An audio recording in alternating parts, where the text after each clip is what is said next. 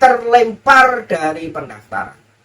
Anies memiliki calon wakil presiden. Harapannya tentu dengan adanya calon wakil presiden berarti survei atau minat masyarakat, kesenangan masyarakat tentu akan naik.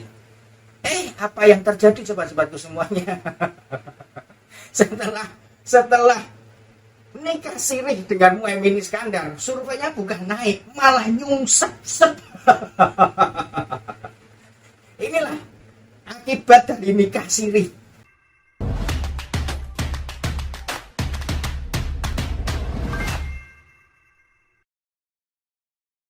Sobat-sobatku semuanya, pendaftaran Capres dan Cawapres sebentar lagi akan dimulai. Hanya tinggal beberapa hari. Kita memiliki 3 orang Capres. Dan dalam semua kontestasi pesta demokrasi yang ada di Republik ini, semua calon pasti memiliki 2 alternatif yang harus diterima dengan segala konsekuensinya.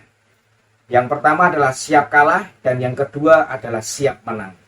Apakah hanya ada 2? Sebetulnya dalam kontestasi politik kali ini sepertinya kok kita melihat ada 3 konsekuensi yang akan kita terima. Konsekuensi yang ketiga itu adalah apakah Anda siap terlempar dari kontestasi pemilihan presiden, capres, dan cawapres nantinya.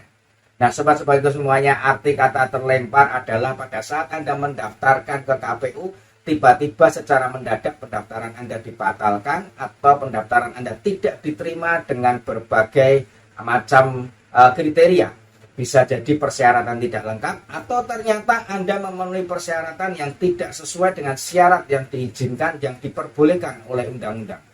Ada juga Anda terlempar karena gara-gara tiba-tiba mereka semua yang tadinya menjagokan Anda, pas di depan pintu KPU ternyata mereka berbalik dan pulang tidak jadi mendaftarkan Anda sebagai presiden atau calon wakil presiden. Nah, siapakah yang memenuhi kriteria ini? Siap menang, siap kalah, dan siap terlempar. Semua calon dari 3 orang ini semuanya ada kemungkinan siap menang, siap kalah, dan siap terlempar. Apakah Ganjar Pranowo hanya siap menang? Belum tentu. Dia juga harus siap terlempar. Karena sampai dengan hari ini calon wapresnya belum muncul. Walaupun Ganjar Pranowo digadang-gadang, Ganjar Pranowo dieluk-elukan, Ganjar Pranowo disanjung-sanjung, Ganjar Pranowo merupakan calon pengganti Jokowi, Ganjar Pranowo penerus dari Jokowi. Tapi kalau dia tidak memiliki calon wapres, dia tidak akan masuk. Calon yang kedua adalah Prabowo Subianto, sama dengan Ganjar Pranowo. Dia pun juga belum memiliki cawapres. Yang ketiga, Anies Rashid Baswedan. Anies adalah paling lengkap saat ini. Saat ini dia paling lengkap. Capres dan cawapres dari Koalisi Perubahan sudah satu paket dan sudah nikah sirih katanya kemarin di Surabaya. Di dalam beritanya dia pada saat kunjungan dia mengatakan bahwa kami sudah nikah sirih. Wah, luar biasa. Momen nikah siri itu tentunya adalah sebuah momen yang ditunggu-tunggu oleh pasangan yang selama ini mungkin perjalanan mereka memadu kasih itu adalah backstreet ya sobat-sobatku semuanya. Jadi dalam pacarannya mereka ternyata melakukan jalan belakang atau kalau boleh dikata dengan adanya nikah siri itu biasanya loh sobat-sobatku semuanya itu adalah sebuah perselingkuhan.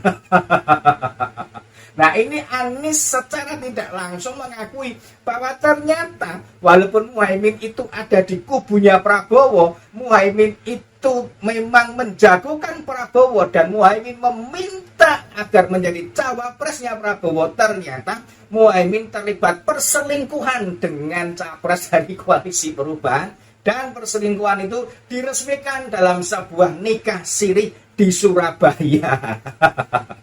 Sobat-sobat itu semuanya, bagaimana kalau kita memiliki capres yang mengatakan bahwa dia sebenarnya sudah melakukan selingkuh? Bagaimana ini dia belum memimpin, dia sudah selingkuh. Dia belum memimpin, dia sudah mengingkari janji. Dia belum menjadi kepala, tapi ternyata untuk menjadi kepala, dia nantinya menjadi 2 kepala, sobat-sobatku semuanya.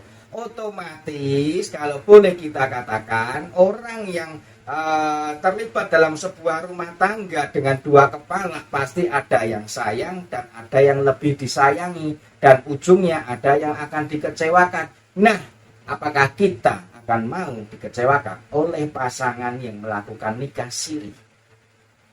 Kenapa Surya Paloh bisa mengambil Muhaimin Iskandar? Seperti cerita-cerita yang kemarin, di dalam mengambil cawapres ini adalah Surya Paloh yang memiliki power yang tidak bisa terkalahkan. Bahkan penamaan tetap menggunakan koalisi perubahan adalah Surya Paloh yang meminta dan Surya Paloh yang menginstruksikan, dan akhirnya Surya Paloh lah yang diikuti oleh mereka para pelaksana tugas partai. Melihat perjalanan capres-cawapres koalisi perubahan, Anies bukanlah petugas partai. Anies tidak sama dengan Ganjar Pranowo yang dicap sebagai petugas partai, di mana pendukungnya meneriakkan dengan kencang Ganjar adalah petugas partai. Ganjar tidak bisa berbuat apa-apa, semua harus dengan partai. Walaupun dalam kenyataannya 10 tahun Ganjar Pranowo memimpin Jawa Tengah, Ganjar membuktikan dia menjadi petugas rakyat. Dia menjadi hamba dari rakyat Jawa Tengah dengan segala catatan walaupun ada kekurangan. Semua manusia memiliki kekurangan, semua manusia tidak ada yang sempurna. Nah, bagaimana dengan Anies Baswedan? Dia bukan petugas partai, sobat-sobatku semuanya, tetapi dia tidak lebih dari pelaksana tugas partai. Lebih bagus mana, sobat-sobatku semuanya? Petugas partai memiliki sebuah wewenang di mana dia menjalankan tugas-tugas itu berdasarkan inspirasi, kreasi, dan dorongan hati nuraninya untuk menjalankan tugas-tugas partai sehingga bisa berjalan dengan baik. Bedakan jika dia menjadi pelaksana tugas partai. Apa, sobatku? Dia tidak memiliki hak apa-apa kecuali berjalan, dan berjalan. Dia akan melakukan semuanya itu berdasarkan petugas partai yang memberikan tugas kepadanya agar dilaksanakan. Itulah pelaksana petugas partai. Nah, sobat-sobatku semuanya, kembali ke posisi terlempar dari pendaftaran. Anies memiliki calon wakil presiden. Harapannya tentu dengan adanya calon wakil presiden berarti survei atau minat masyarakat, kesenangan masyarakat tentu akan naik. Apa yang terjadi sobat-sobatku semuanya? Setelah nikah sirih dengan Muhaimin Iskandar, surveinya bukan naik, malah nyungsep. Inilah akibat dari nikah sirih. Akibat nikah siri, maka dia jadinya tidak disukai oleh masyarakat Republik ini. Muhaimin berasal dari PKB, anggota PKB bisa jadi 100% mereka adalah anggota NU. Dan kita mengerti bahwa NU tidak akan bisa bergabung dengan apa yang namanya PKS. Ideologinya sudah berbeda. Selama ini PKS ini justru antitesisnya dari NU. Dan ini juga diakui oleh para pendirinya dari PKS itu bahwa mereka adalah metamorfosis dari Ikhwanul Muslimin dari Mesir. Nah, kemudian karena politik mereka seolah-olah berpura-pura. Kami dan NU ini bersaudara. Ya, politik memang kadang-kadang seperti itu. Semua seolah-olah dikaitkan paksa dengan ke-NU-an. Kita tahu PKS berdiri di mana, NU itu berdiri untuk apa. NU jelas tidak punya cita-cita politik yang muluk, hanya menjaga Pancasila saja, Bhinneka Tunggal Ika, dan tetap menjaga tegaknya NKRI. Inilah yang saya katakan bahwa Anies kemungkinan juga bisa terlempar sehingga tidak menjadi capres atau cawapres karena perbedaan ideologi, perbedaan sudut pandang yang ada di koalisi perubahan. Ditambah lagi kemungkinan besar Alfian Tanjung, pentolan dari HTI, sudah menyatakan mendukung Anies Baswedan. Belum lagi Rizik Syihab juga hampir bisa dipastikan akan berada di kubu koalisi perubahan.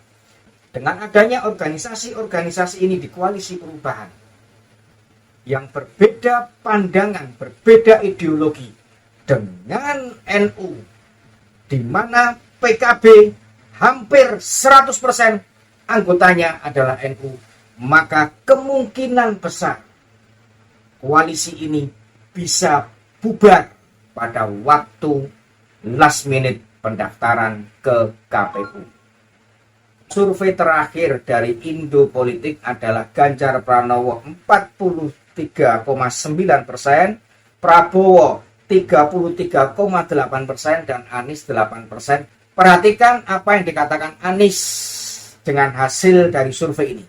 Itu adalah hal yang biasa dan sudah biasa kita terima, sudah biasa mereka terima. Contoh konkret pada saat di Jakarta, Anies mengatakan mereka selalu berada pada survei yang paling bawah, survei yang paling bontot. Tetapi hasilnya bagaimana? Hasilnya ada kemenangan di kubu Anies Baswedan sehingga dia menjadi gubernur DKI Jakarta. Sobat-sobatku semuanya, ini yang perlu kita waspadai. Secara kasat mata, Anies bukan apa-apanya dari Ahok. Tetapi ternyata Anies menang. Karena apa sobat-sobatku semuanya? PA 212. Gerombolan organisasi yang meneror warga Jakarta. Itulah kunci kemenangan Anies Baswedan. Kita perlu mewaspadai cerita dari Anies ini. Apakah nanti ke depannya Anies akan kembali menggerakkan personil-personil organisasi ini karena organisasinya sudah bubar. Berkaca dari hasil di Jakarta, tentunya kita tidak ingin pada saat Pilpres nanti kembali Anies menggunakan organisasi ini.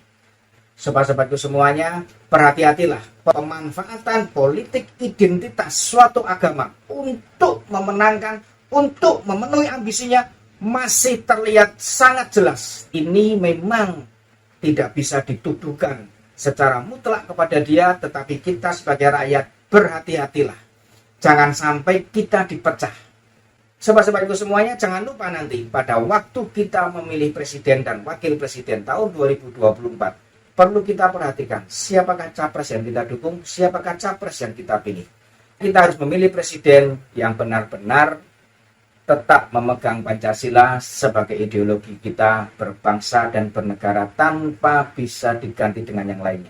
Undang-Undang Dasar Negara Republik Indonesia adalah hukum teratas di Republik ini, tanpa ada hukum lain yang bisa mengalahkan Undang-Undang Dasar ini.